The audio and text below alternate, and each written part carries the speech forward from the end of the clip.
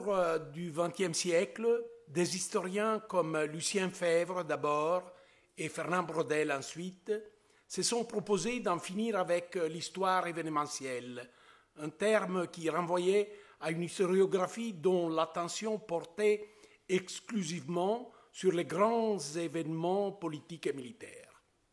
Febvre et Braudel l'emportèrent, mais le vent finit par changer. De plusieurs lieux, on s'est mis à évoquer un retour de l'événement.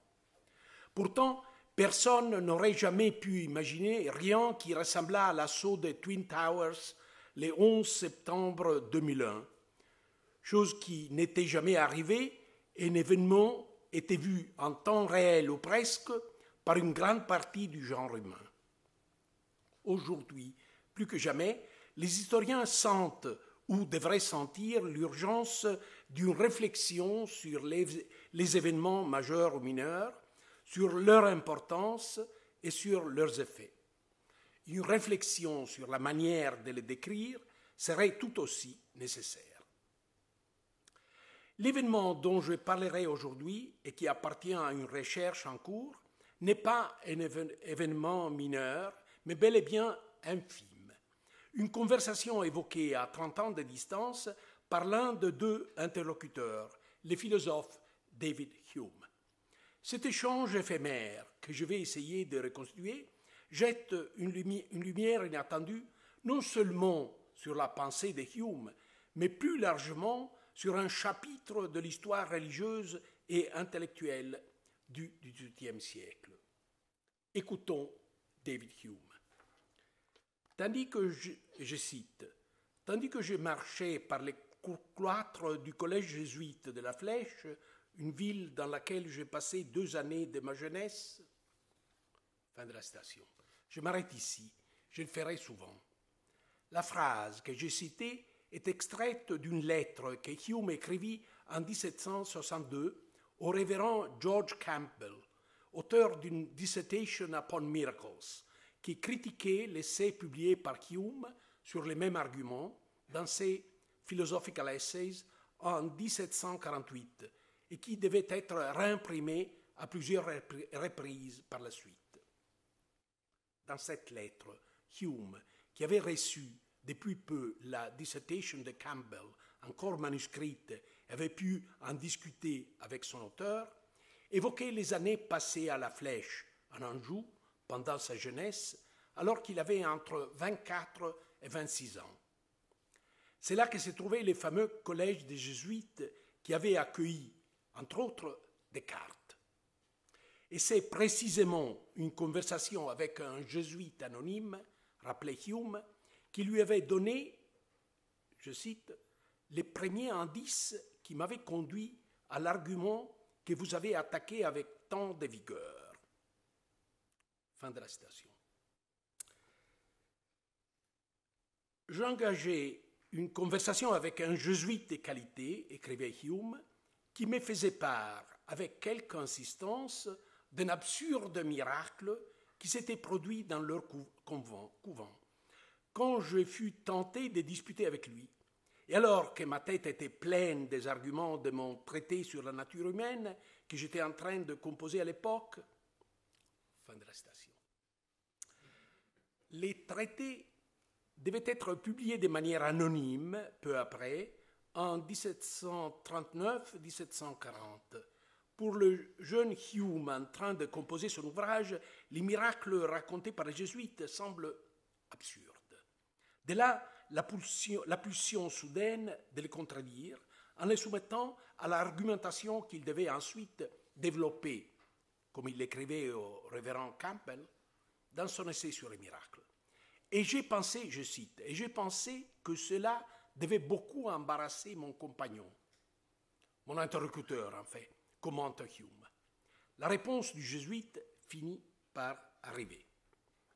Je cite, « mais enfin, il me fit observer qu'il était impossible que cet argument eût la moindre solidité, parce qu'il opérait aussi bien contre l'Évangile que contre les miracles des catholiques, observation que je considérais susceptible d'être admise comme une réponse suffisante. » Fin de la citation. La dernière phrase est de toute évidence ironique. Hume ne pense certainement pas que la réponse du jésuite puisse constituer une réfutation suffisante, et il ne l'aura certainement pas pensé à l'époque. Mais il ne me semble pas que l'on puisse pour autant qualifier des dédaigneuses, comme on a pu l'écrire récemment, la façon dont Hume évoque les jésuites dans sa lettre au révérend Campbell. Le commentaire qui suit immédiatement le démontre.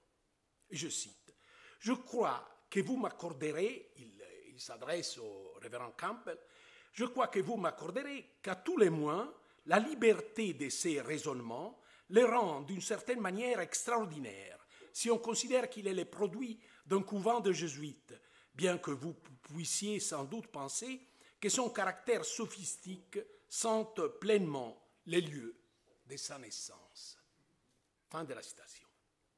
Donc, fait remarquer Hume, à tous les moins, écliste, cette liberté intellectuelle dont fait preuve son interlocuteur n'était pas tout à fait ce à quoi on aurait pu s'attendre dans un couvent de jésuites.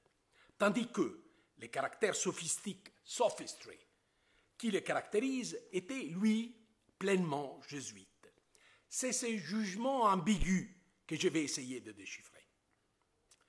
On a souvent cité la lettre au révérend Campbell comme un document attestant l'histoire ou la préhistoire de l'essai of Miracles, sans qu'on s'arrête pourtant sur les réactions du jésuite ou sur celles de Hume. Plus récemment, on a tenté d'identifier de manière non convaincante les jésuites, mais sans prendre en considération le thème des miracles. Le chemin que je vais suivre est différent. Je vais essayer de croiser les deux perspectives, en essayant de ne négliger ni les interlocuteurs, ni les thèmes de leur entretien dans les cloîtres de la Flèche. Cette conversation eut une suite. Le 2 décembre 1737, Hume a envoyé à son cousin Henry Home, qui devait devenir Lord Keynes, à qui il liait une très forte amitié, je cite, « quelques raisonnements sur les miracles que j'ai pensé autrefois publier avec les restes du traité, mais dont j'ai bien peur qu'ils soient un peu trop offensants, malgré la disposition actuelle des choses. » Fin de la citation. Hume avait des doutes sur la forme du texte qu'il envoyait. Je cite, « Le style n'en est-il pas trop diffus, mais pas sur son contenu. Dites-moi, écrivait-il à son ami, que vous l'avez reçu, que vous l'avez lu, que vous l'avez brûlé. » Il s'agissait des réflexions, c'est mon commentaire, trop dangereuses pour qu'on pût les rendre publiques. Et je cite, « En ce moment, c'est Hume qui s'adresse à son ami, à son cousin, à son ami, en ce moment, je suis en train de castrer mon œuvre, les traités, c'est-à-dire que je suis en train d'annoter des parties importantes, c'est-à-dire que j'ai fait en sorte qu'ils soient les moins offensants possibles. C'est là une preuve de couardise pour laquelle je me blâme, même si je suis persuadé qu'aucun de mes amis ne m'en blâmera. Mais je me suis résolu à ne pas être enthousiaste en philosophie, alors que j'ai blâmé les autres enthousiasmes, concluait Hume.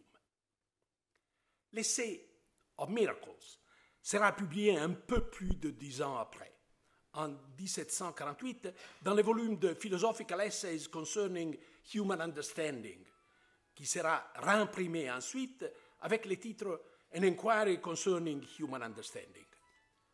Comme on l'a soutenu, les réflexions sur les miracles envoyées à Henry Home et aujourd'hui perdues étaient sans doute bien différentes de l'essai écrit dans le style piquant et ironique du Hume de la maturité, échaudé par la leçon de l'échec du Treatise of Human Nature. Mais sur le plan du contenu, on a fait l'hypothèse d'une continuité substantielle entre les textes envoyés à Henry Home et qui auraient dû appartenir au Treatise of Human Nature et l'essai of Miracles. Du reste, Hume lui-même a voulu reconnaître rétrospectivement, dans la conversation qui s'était tenue près de 30 ans auparavant avec les jésuites anonymes, les germes de la thèse énoncée dans la première partie de son essai. J'en résume brièvement les points principaux. Hume commence par souligner les liens entre evidence et expérience. Je cite. Comme l'évidence tirée des attestations et du témoignage humain se fonde sur l'expérience passée, elle varie avec l'expérience et on la regarde comme une preuve ou comme une probabilité. Or, un miracle est une violation des lois de la nature. Comme une expérience ferme et inaltérable a établi ces lois, la preuve qui s'oppose à un miracle, par suite de la nature même du fait, est aussi entière qu'aucun argument imaginable tiré de l'expérience. Fin de la citation. De là, cette conclusion de caractère universel, il dit une maxime générale digne de notre attention. Qu'aucun témoignage ne suffit pour établir un miracle, sauf si le témoignage est de telle sorte que sa fausseté serait encore plus miraculeuse que le fait qu'il essaye d'établir. Et même dans ces cas, il s'est produit une destruction mutuelle des arguments, et l'argument le plus fort nous donne seulement une assurance proportionnée au degré de force qui reste après déduction de la force inférieure. Fin de la citation. Une grande quantité de livres ou d'essais ont été écrits pour réfuter ou pour commenter cette thèse. Je citerai un essai récent, Hume on Miracles and Immortality, de Michel Levin, paru dans le très respectable A Companion to Hume, publié à Oxford en 2009. Les premiers paragraphes, intitulés Contexte impertinent ou pertinent, commencent ainsi, et je cite.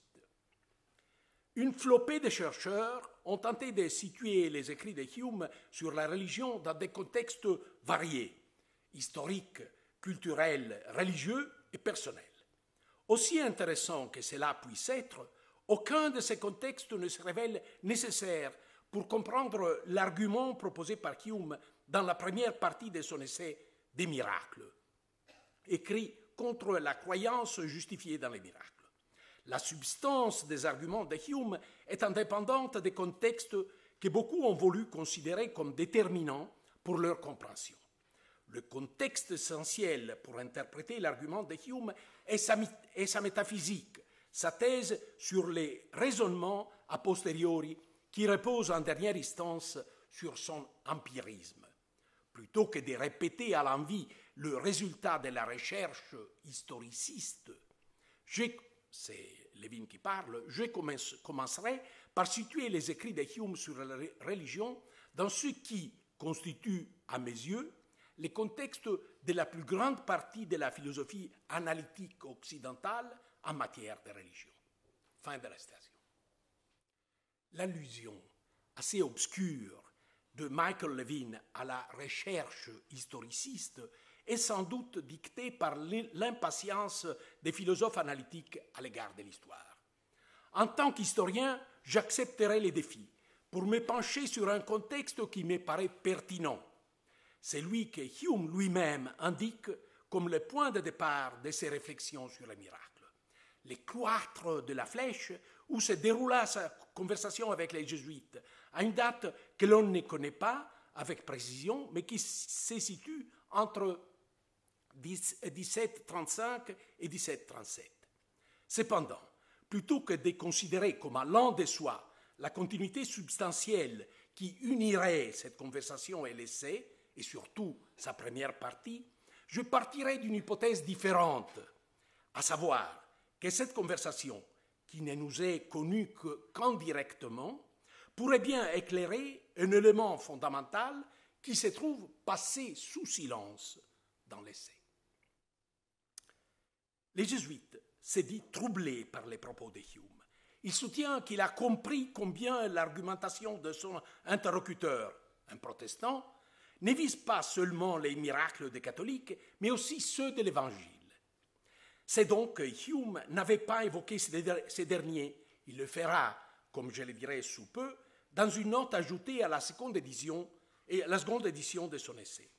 Après des 30 ans de distance, Hume s'est rappelé avec stupeur et admiration la réaction du jésuite, dont il avait alors sous-estimé la liberté intellectuelle, freedom of reasoning.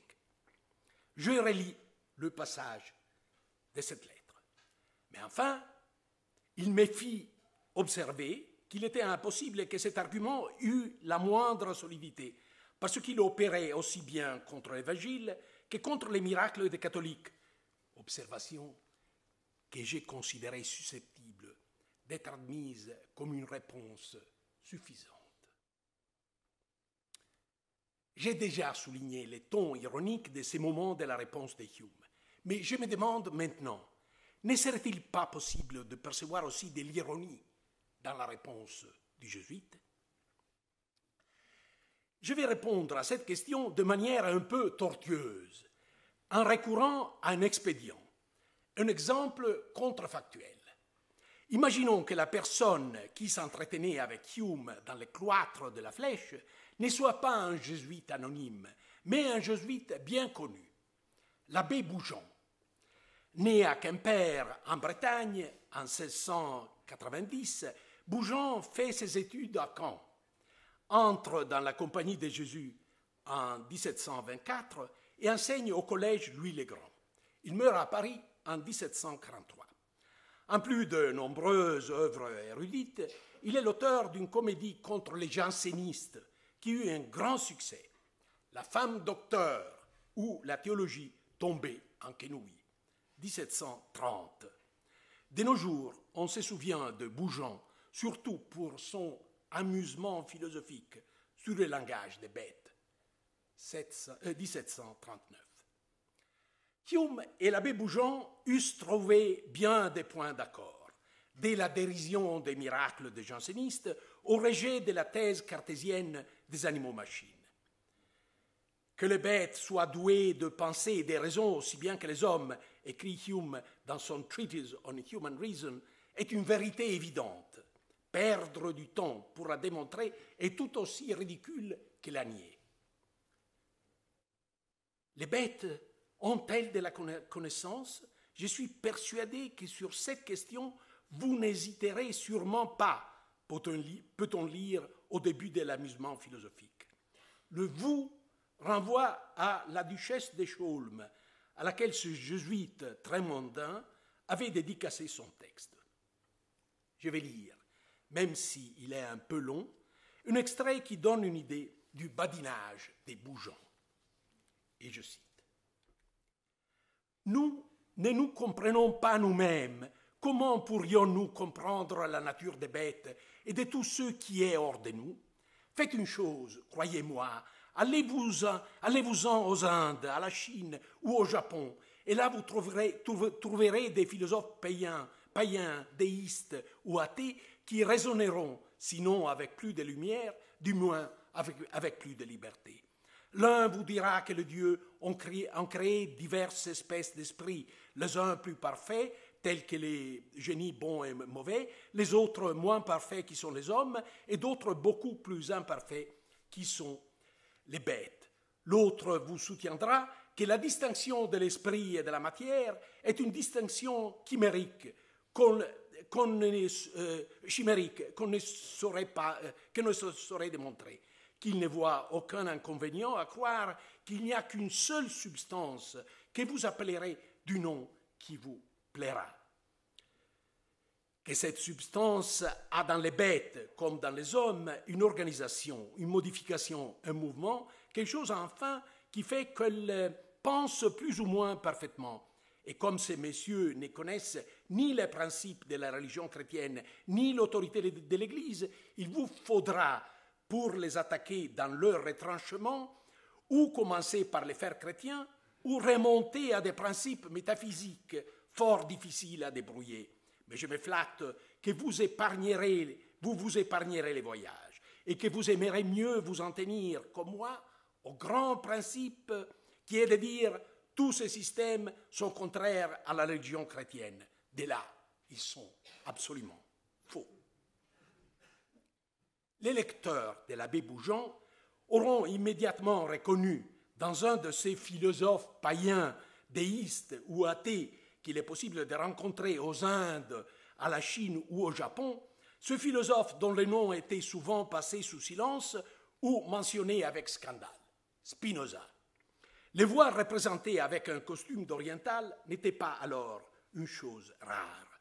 Dans les écrits des jésuites consacrés à Confucius, philosophe chinois, Sinarum Philosophus, on peut lire en transparence l'image de Spinoza. Et dans le célèbre article du dictionnaire de Bayle, l'athéisme de Spinoza était comparé à celui de certaines sectes chinoises ou indiennes. Les tons légers de la page des Bougents voilent, tout en la soulignant, le sérieux des contenus évoqués. La thèse du langage des bêtes s'inscrit dans un système, l'idée d'une substance unique, difficile à récuser parce qu'il imposerait ou bien de convertir au christianisme ses défenseurs, ou bien de remonter à des principes métaphysiques fort difficiles à débrouiller. Mais tout obstacle s'efface, conclut ironiquement Bougeant, dès lors qu'on fait recours au grand principe, qui est de dire tous ces systèmes sont contraires à la religion chrétienne. Dès là, ils sont absolument faux. Il était impossible que cet argument eût la moindre solidité, parce qu'il opérait aussi bien contre l'Évangile que contre les miracles des catholiques, avaient objecté les jésuites anonymes aux arguments de Hume sur les miracles. L'analogie de ton et de contenu entre les deux passages ne peut pas ne pas frapper, d'autant plus que la seconde édition de l'amusement philosophique sur le langage des bêtes se trouve précédée d'une lettre de Bougeant à un autre jésuite, M. l'abbé Savalette, datée à la Flèche le 12 avril 1739. Faut-il en déduire que ce que j'ai présenté comme un exemple contrefactuel constitue en réalité une tentative d'identification? Certainement pas. L'abbé Bougeant n'a vécu à la Flèche, où ses supérieurs l'avaient exilé à la suite du scandale suscité par l'amusement philosophique, que quelques mois, à partir du mois de mars 1739. Il n'a donc pas pu avoir une conversation avec Hume à la Flèche entre 1735 et 1737. Et cependant, cette impossibilité n'est pas un point final. Admettons qu'un individu soit les points d'intersection d'ensembles biologiques, sociaux et culturels. Une espèce animale, Homo sapiens, un genre, masculin ou féminin, une communauté linguistique, une communauté professionnelle, un ordre religieux peut-être, et ainsi de suite, en restreignant toujours les critères jusqu'à arriver à un ensemble défini par les empreintes digitales qui inclut un représentant unique. Mais pour l'historien, ce n'est pas cette unicité qui permet de définir un individu, mais les croisements entre de traits uniques et des traits plus ou moins génériques. Ce qui signifie que, pour revenir au cas qui nous occupe, des individus différents, comme les jésuites anonymes qui s'entretinrent avec Hume et les jésuites Bougeant, peuvent avoir partagé des éléments culturels communs, en plus d'être passés par la Flèche dans des années proches, 1735, 1737, 1739. Parmi ces traits, je propose d'inclure une référence à Spinoza, partagée aussi par Hume. Dans son Treatise on Human Nature, Hume attaque Spinoza comme athée. Qu'il s'agisse d'une attaque motivée par la prudence, la chose est désormais bien établie. Il y a longtemps déjà, dans un essai pionnier, Richard Popkin avait montré la dette intellectuelle profonde que Hume avait contractée à l'égard de Spinoza, en signalant cependant leur divergence à propos des miracles. Pour Spinoza, les miracles sont impossibles parce qu'ils constitueraient une violation du décret immuable voulu par Dieu, par la nature. Pour Hume, ils sont extrêmement improbables. Pour les premiers, l'argument se fonde sur les lois de la nature. Pour le second, sur les témoignages relatifs aux miracles. Mais cette divergence si tranchée entre Hume et Spinoza, soutenue par Popkin, est-elle vraiment acceptable?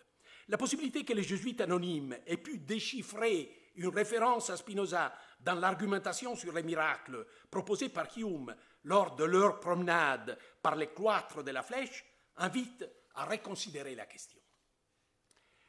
Essayons de relire l'essai de Hume, Of Miracles, en partant de la fin, quand l'argumentation conduite jusque-là de manière allusive débouche à l'improviste sur un discours explicite sur la religion chrétienne, ou plus précisément sur une attaque explicite contre, et je cite, ces dangereux amis ou ennemis déguisés de la religion chrétienne qui ont entrepris de la défendre par les principes de la raison humaine. Fin de la citation.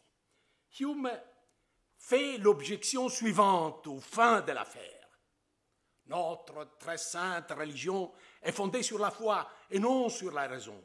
Pour le montrer plus évidemment, examinons les miracles rapportés par l'Écriture. Pour ne pas nous perdre dans un champ trop vaste, restreignons-nous à celui que nous trouvons dans le Pentateuque, que nous examinerons selon le principe de ces prétendus chrétiens, non comme la parole ou le témoignage de Dieu lui-même, mais comme la production d'un simple écrivain ou historien humain. Nous voici donc à considérer d'abord un livre qui nous présente des gens barbares et ignorants, écrit à une époque où les hommes étaient encore plus barbares, et selon toute probabilité, longtemps après les faits qu'ils relatent, etc. Arrive alors la conclusion, implacable. Je désire qu'on pose la main sur son cœur et qu'on déclare, après un sérieux examen, si l'on pense que la fausseté d'un tel livre, supporté par un tel témoignage, est plus extraordinaire et plus miraculeuse que tous les miracles qu'il rapporte, ce qui est pourtant nécessaire pour les faire recevoir selon les règles de probabilité établies ci-dessus. Fin de la citation. Quod erat demonstrandum. La véracité de la religion chrétienne ne peut pas être fondée sur la raison seule. Elle requiert un acte de foi, un miracle. Mais cette démonstration, conduite apparemment sur la base des règles de probabilité présupposées par Hume, nécessite en réalité la réfutation du caractère révélé du Pentateuque, c'est-à-dire qu'elle présuppose les Tractatus Theologico-Politicus de Spinoza. Le silence de Hume sur ces sujets est un exemple de la stratégie communicative analysée par Leo Strauss dans un essai fameux, History in the Age of Persecution. Et je cite, « La persécution donne naissance à une technique particulière d'écrire, remarquait Strauss, et par conséquent à un type particulier de littérature, dans lequel la vérité sur toutes les questions cruciales est présentée exclusivement entre les lignes. Cette littérature s'adresse non pas à tous les lecteurs, mais seulement aux lecteurs intelligents et dignes de foi. Elle a tous les avantages de la communication privée sans avoir son grand désavantage, n'atteindre que les relations de l'écrivain. Elle a tous les avantages de la communication publique sans avoir son plus grand désavantage, la peine capitale pour son auteur. Fin de la citation. On pourrait certes objecter qu'en vertu du Toleration Act de 1689, Hume ne risquait pas littéralement la vie. Il risquait cependant la réprobation sociale. La première mention, très brève, du Treatise of Human Nature, paru dans les Neue Zeitungen von Gelehrten Sachen de Leipzig, avait souligné que les mauvaises intentions de l'auteur transparaissaient dès la phrase de Tacite placée en épigraphe de l'œuvre. Rara temporum felicitas, ubi sentire quae velis, et quae sentias dicere licet. Rares sont les âges où l'on peut prouver ce qu'on veut et dire ce qu'on éprouve. Hume avertissait ses lecteurs qu'ils n'avaient pas pu dire tout ce qu'ils voulaient, mais cela, il le disait sans embâche. Et parmi les choses qu'il n'avait pas pu dire, il y avait la partie castrée du treatise, les pages sur les miracles. Or, en dépit de ce geste de prudence, l'accusation de heresy, déisme, scepticisme, athéisme, l'empêcha d'obtenir pendant l'été 1744 la chaire d'Ethics and Pneumatical Philosophy de l'Université d'Édimbourg. Cet incident académique le rendit plus audacieux. Dans l'essai of Miracles, le ton s'est fait insolent, surtout quand Hume fait semblant de souscrire l'espace d'un instant aux opinions reçues, une adhésion qu'il corrige immédiatement et qui, de fait, se trouve aussitôt démentie. Un exemple typique nous est offert par la longue note insérée dans la seconde édition 1750 de l'essai of Miracles, à propos de la polémique sur les miracles et les prophéties des soi-disant convulsionnaires qui s'est recueilli dans les cimetières de Saint-Médard autour de la tombe de l'abbé Paris, janséniste.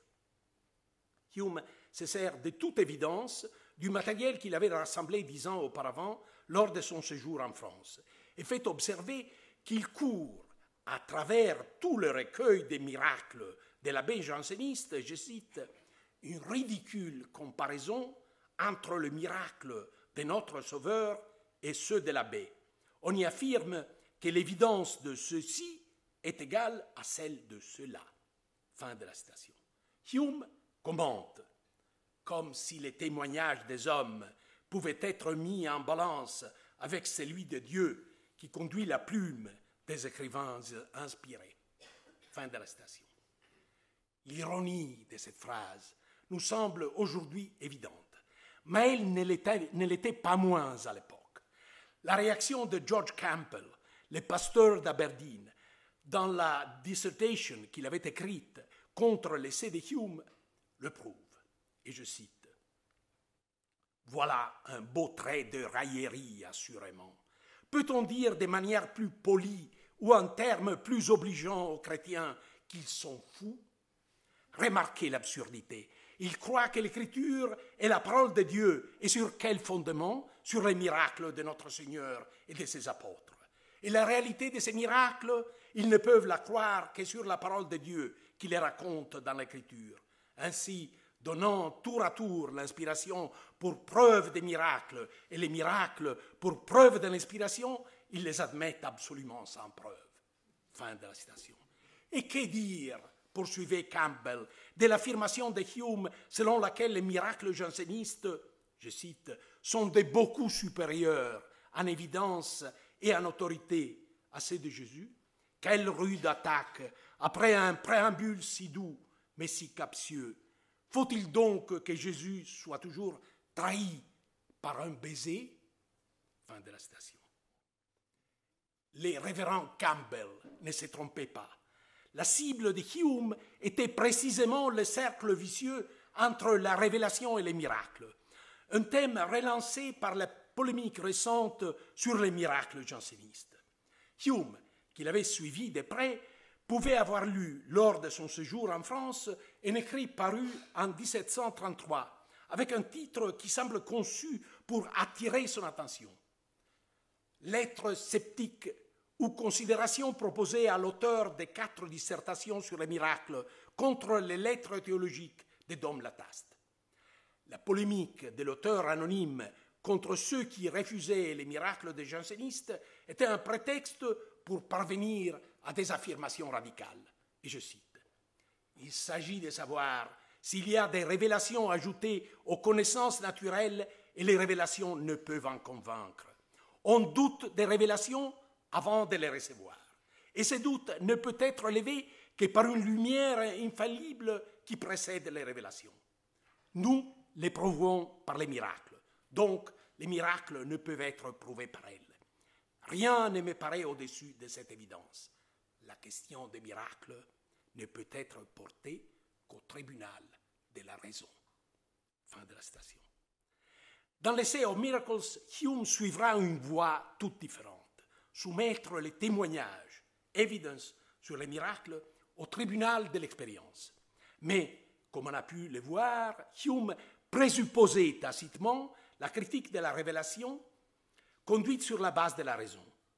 Lui aussi eût pu écrire, tout comme l'auteur anonyme des lettres sceptiques, on doute des révélations avant de les recevoir. quand il revient à 30 ans de distance sur la conversation qu'il avait eue dans les cloîtres de la Flèche, Hume parle avec une stupeur admirative de cette freedom of reasoning du jésuite anonyme. L'alter ego hypothétique de ce dernier, l'abbé Bougeon, avait utilisé une expression similaire en imaginant qu'il rencontrerait, je cite, aux Indes, à la Chine ou au Japon, des philosophes païens, déistes ou athées qui raisonneront, sinon avec plus de lumière, du moins avec plus de liberté. Freedom of reasoning, raisonner avec plus de liberté. Dans un cas comme dans l'autre, nous pouvons lire en transparence une référence plus ou moins implicite à la libertas philosophandi, associée depuis longtemps de manière indissoluble à Spinoza et à son Tractatus. Tractatus theologico-politicus, continens dissertationes aliquot, quibus ostenditur libertatem philosophandi, non tantum salva pietate, et republicae pace posse concedis, sed eandem nisi cum pace republicae ipsaque pietate tolli non posse.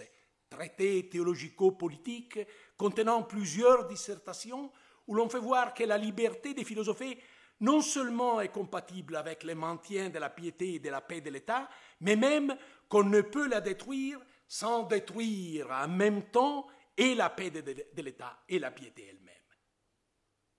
Un nom qui ne fut pas prononcé permit aux deux interlocuteurs de la Flèche de se comprendre immédiatement, sans explication inutile.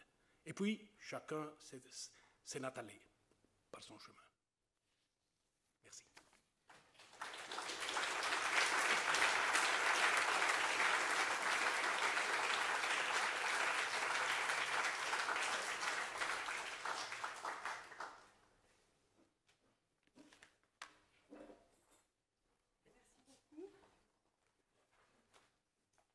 Une chose que j'avais oublié de dire dans la présentation, c'est que vous dépistez l'implicite tout le temps.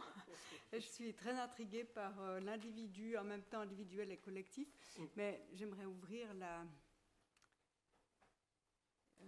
donner la parole au public pour les questions après cette magnifique conférence.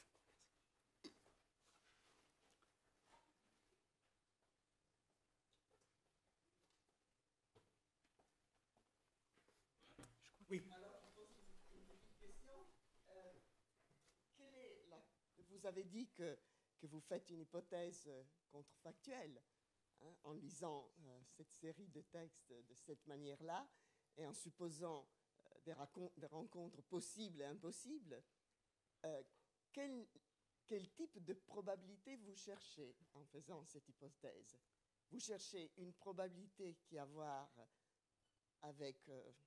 disons, la situation dans laquelle Hume devait se trouver, à la manière de Strauss, donc comment dire les choses dans une période où on ne peut pas les dire, ou bien vous voulez faire des hypothèses qui rapprocheraient le plus possible, grâce aux dates, ce qui pourrait être la possibilité de certaines rencontres.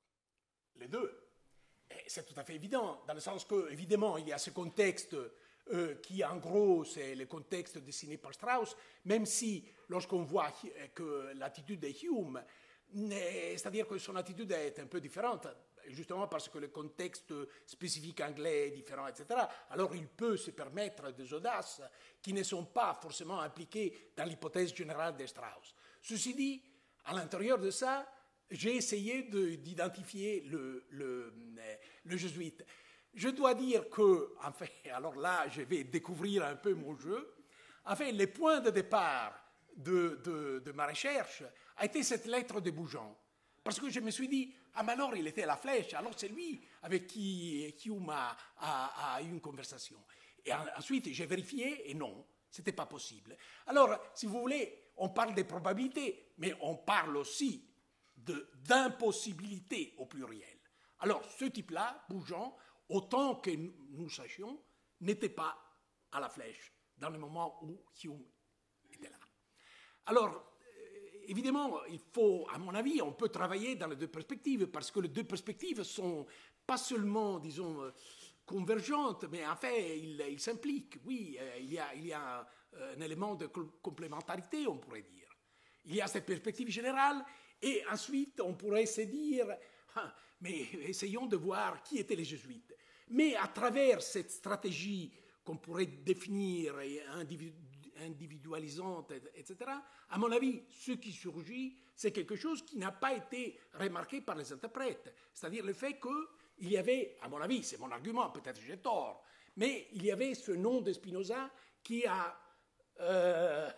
disons, rendu possible ce clin d'œil entre les deux. Parce que là, il y a un clin d'œil, à mon avis.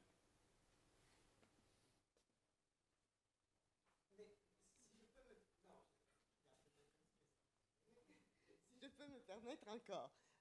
Bien sûr, il y a les deux hypothèses qui sont... Les deux perspectives. Oui. Perspectives des hypothèses qui sont plus ou moins convergentes et pas dans l'identification, disons, hein, ces deux hypothèses. Est-ce que vous accepteriez quelque chose comme la différence entre, disons, une vérité philosophique dans laquelle cette hypothèse, à la manière de Hawthorne lorsqu'il fait les contrefactuels, même en lisant l'histoire, ou est-ce que vous utilisez cette hypothèse, hein, je voudrais vraiment essayer de comprendre, ces perspectives, pas ces hypothèses, pour trouver une vérité historique? Alors je dirais, si vous voulez, il y a certainement un élément philosophique, des discussions philosophiques. Alors lorsque j'ai lu cette remarque hautaine de ce monsieur Levin, le philosophe analytique, j'ai trouvé ça grotesque. Et évidemment, j'ai essayé de montrer qu'en fait, il y avait un contexte qui était un contexte, à mon avis, fondamental, qui lui échappait par définition. Non parce qu'il est stupide, je ne le connais pas, mais parce que sa perspective est aveugle. Alors là, il y a un point qui est, à mon avis, un point général. On peut regarder ce cas comme un cas dans une guerre, disons, globale contre le manque, l'absence et même les refus d'une perspective historique chez les philosophes analytiques. C'est-à-dire que peut-être ils gagnent des choses, mais évidemment, dans ce contexte, essayer de comprendre ce que disait Hume, ils perdent tout. Alors il y a ça. Alors ça, c'est, disons, philosophique et historique en même temps. C'est-à-dire qu'on peut dire que s'imaginer que Hume est un contemporain de Michael Levin est, à mon avis, tout à fait absurde. Il n'était pas contemporain. Alors le problème, c'est d'essayer d'apprendre les langages à lui, les contextes à lui, etc. Alors là, il y a un point général, si vous voulez. De l'autre côté, il y a, si vous voulez, l'utilisation de cet élément contrefactuel. C'est-à-dire, j'ai plaisanté un peu, mais en fait, il s'agit d'un élément. Je l'ai présenté en tant que contrefactuel. Mais en fait, ça a été mon point de départ. Et j'ai essayé de montrer qu'il y a un point qui, à mon avis, est un point théorique même, c'est-à-dire cette définition d'individu, qui, à mon avis, a des implications justement théoriques, pas seulement historiques. C'est-à-dire que lorsque nous parlons d'individus, il y a des choses qui ne sont pas individuelles. Et en fait, il y a ce rapport entre ce qui est individuel et ce qui est générique, global, etc., etc. Mais je me répète, parce qu'au fond, c'est ce que je dis. Mais justement, je pense qu'il y a, disons, dans cette perspective, il y a un rapport complexe entre peut-être philosophie et histoire, dans le sens que, ou peut-être théorie et recherche empirique, disons ça. Philosophie, c'est un grand mot.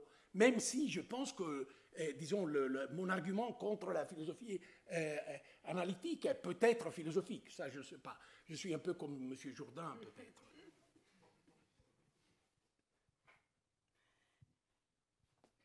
Est-ce que je peux juste rebondir sur cet individu collectif, ou plutôt générique, qui m'intrigue, parce que comment faire pour se prémunir, enfin, quelles sont les conditions nécessaires pour retrouver ces caractéristiques de l'individu générique sans tomber dans la grande soupe, un peu avec des confusions, même anachroniques ou des choses comme ça. C'est intriguant, ça.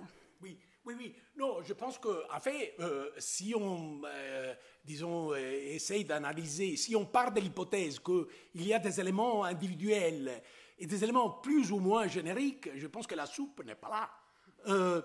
Même l'idée, c'est-à-dire qu'on a des jésuites, mais ce sont des jésuites différents. Et il y a quand même, disons, de croisement, la flèche, mais ensuite il faut prouver. Alors, je pense que s'il n'y avait pas ce texte de Bougeant, qui, à mon avis, fait allusion d'une façon très nette à Spinoza, mon argument ne pourrait pas utiliser Bougeant. Ça, c'est tout à fait évident. Et alors, c'est-à-dire qu'on peut partir d'une idée, disons, globale, d'individu, etc., mais ensuite, il faut évidemment prouver qu'il y a ces croisements dont on parlait, etc., etc. Non, à mon avis, la soupe n'est pas un danger. Je la déteste comme vous, mais cette soupe-là, non, on ne la mange pas. Oui. Est-ce que c'est possible à demander en anglais? Oui, bien sûr. Je peux comprendre le français, mais do you place this event in a bigger context? Well, are there other similar events which you put alongside this one to create a pattern? I think, for example, I'm thinking of Adam Smith and his kind of, in his work, Rousseau is not there, but there is, just as you're saying, Spinoza and Hume, it's Smith and Rousseau. So do you see any patterns coming here? Are there other events which parallel? Est-ce que je dois répondre en anglais ou en français? Ah, d'accord. Alors, je pense que ce qu'il y a là, disons, ce qui est intéressant, c'est ce mot « patterns » au pluriel. Parce que là, vraiment, on est sur un terrain que j'aime beaucoup, c'est-à-dire travailler sur l'analogie. Mais l'analogie est toujours plurielle, c'est-à-dire qu'on pourrait dire, oui, alors ça, à mon avis, c'était impliqué dans votre question, c'est-à-dire que, on pourrait dire, est-ce qu'il y a d'autres, par exemple, conversations où les noms crucial n'est pas nommé? Peut-être, on pourrait travailler dans cette direction. Ou est-ce qu'il y a d'autres situations où la référence à Spinoza n'est pas nommée? L'analogie est différente. Ou est-ce que... etc. C'est-à-dire qu'on peut travailler sur des analogies différentes. Et je pense que, disons, toute recherche implique en principe plusieurs analogies. Surtout lorsqu'elle est spécifique. Parce que c'est à partir de la spécificité qu'on peut formuler des analogies. Lorsqu'on est dans la soupe, il n'y a pas d'analogie.